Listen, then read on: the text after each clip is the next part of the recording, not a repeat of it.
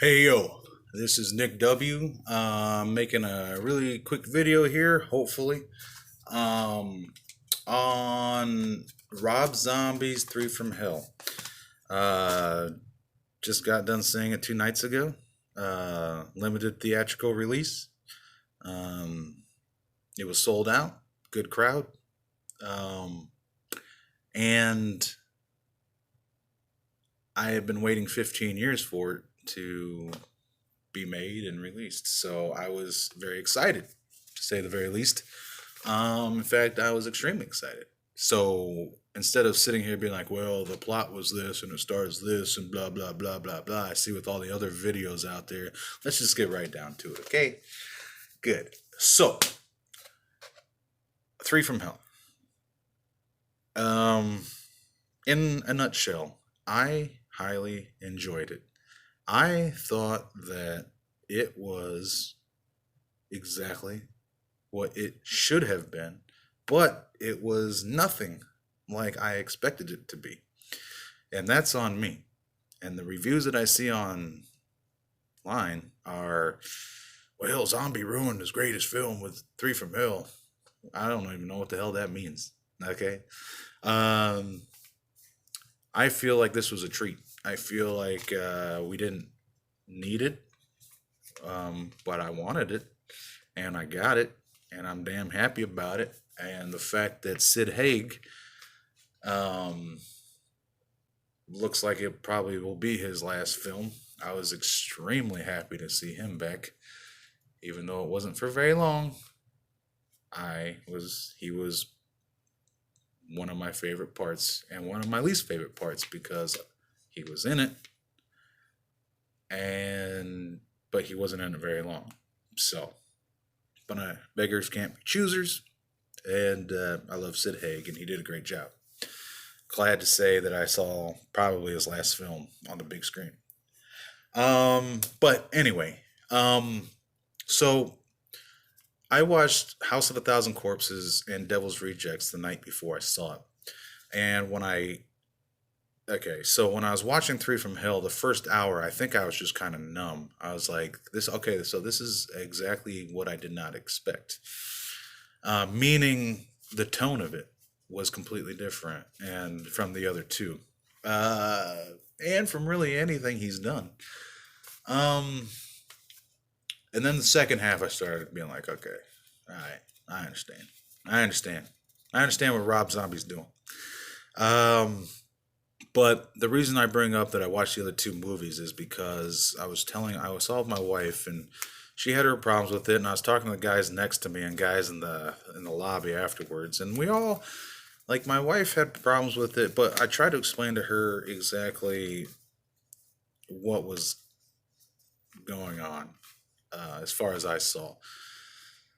House of a Thousand Corpses has this just classic movie feel. You know, it feels kind of like a movie, like a production, like a Hollywood production with a lot of blood and guts and some twisted stuff going on.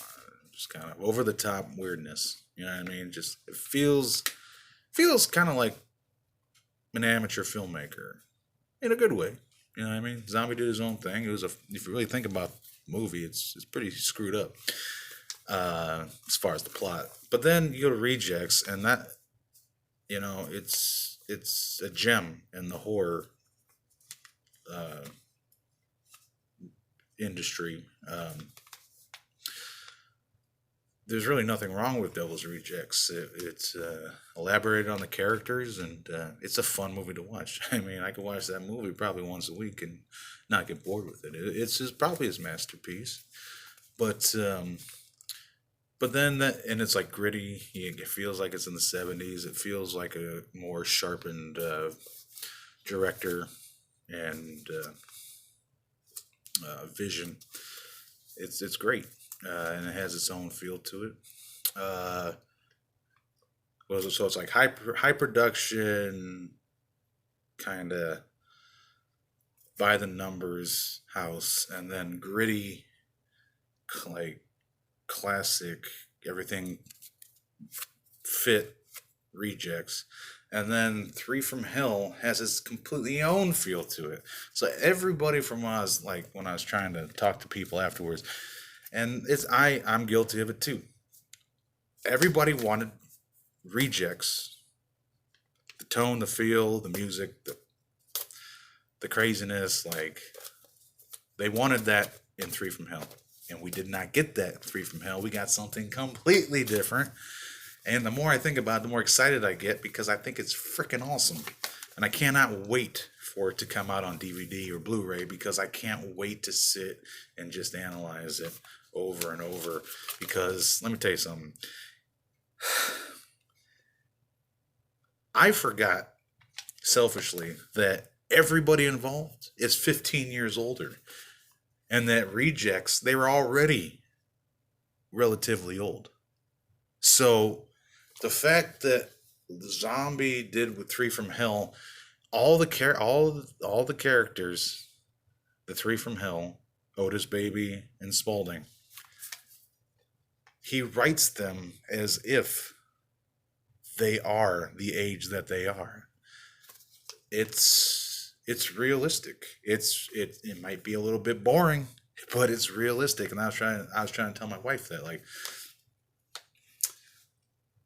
the fact that the fact that when they escape, there's scenes where they're sitting there just like, what do you want to do? I don't know.